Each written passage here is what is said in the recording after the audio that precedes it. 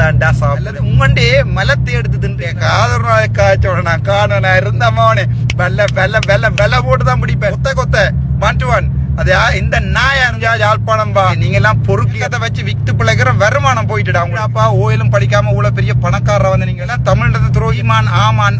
ஒரு சாமானுக்கும் அனுப்ப வேண்டாம் வைப்பகம் இருந்த மாதிரி நாங்க உருவாக்கணும் உயிரோட இருந்தா செய்வேன் வேண்ட காசுக்கு யாராவது கணக்கு சொல்லி இருக்கிறாங்களா உங்களுக்கு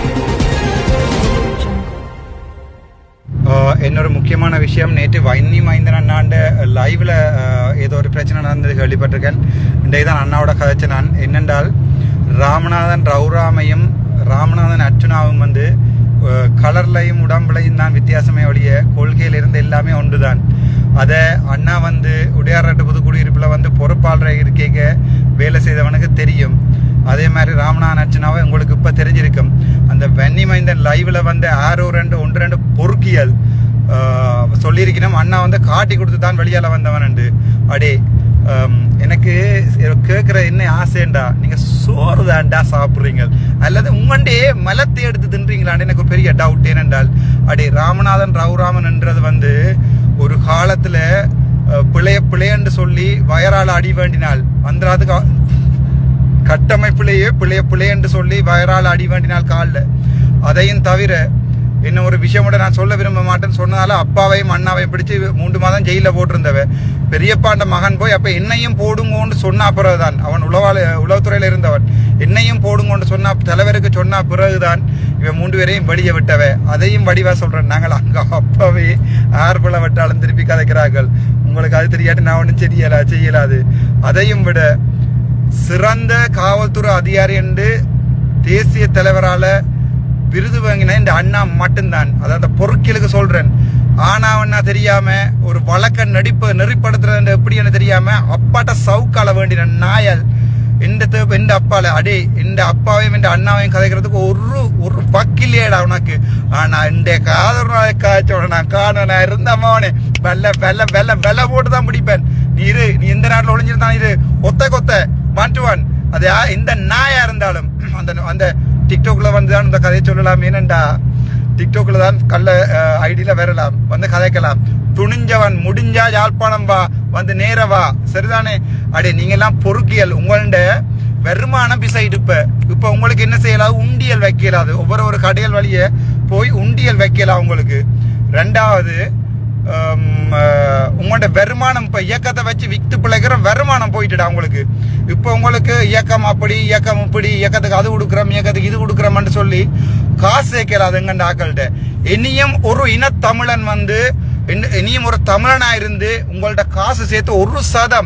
1% நீங்கள் இந்த காசு சேர்க்கிற பொறுக்கியலுக்கு குடுப்பியலா இருந்தா நீங்க தமிழரே இல்லை ஒரு தமிழரான இருந்தா எங்கண்ட இனத்தையோ உதவி செய்யறோம்னு கேட்டோ எந்த சதமும் ஒருத்தருக்கும் கொடுக்க கூடாது இந்த பொறுக்கியல் இவ்வளவு காலமும் தலைவர் சேர்க்க சொன்ன காசை சேர்த்துதான் இந்த ஹெலிகாப்டர்ல சாமத்தி வீடு கொண்டாடுறானுகள் ரீச்சாண்டோண்டையும் கட்டி வச்சிருக்கானுகள் இப்படி எத்தனையோ இருக்கு இவங்கெல்லாம் திடீரென்று முளைக்கல தம்பி ஒரு டாக்டரா இருந்து எனக்கு ஒரு காரை கூட 1 கோடிக்கு வேண்டி போட்டு இப்போ நான் லோன் கட்டி கொண்டிருக்கேன் 72 லட்சம் கட்டணும் பிஎஸ்சி மேனேஜர்கிட்ட போய் கேள் அப்படியும் இருக்கத்தாக்கணியா நீங்க எப்படிடாப்பா ஓயிலும் படிக்காம இவ்வளவு பெரிய பணக்காரரை வந்து நீங்கள்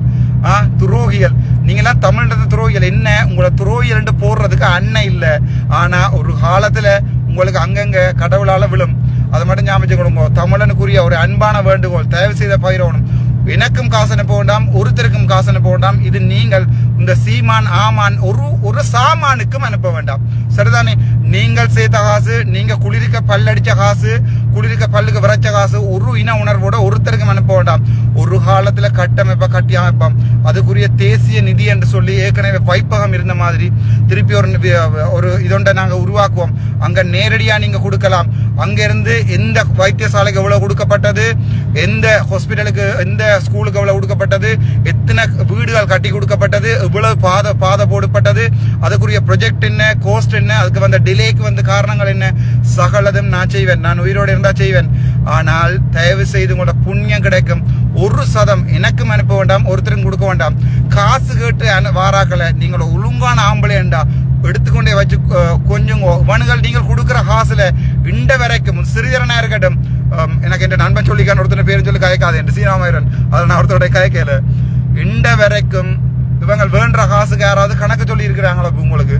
இந்த வரைக்கும் 6,60,000 வந்து எங்களை ஸ்கூல் படியல் எங்களை அனுப்பின காசு கூட அப்படியே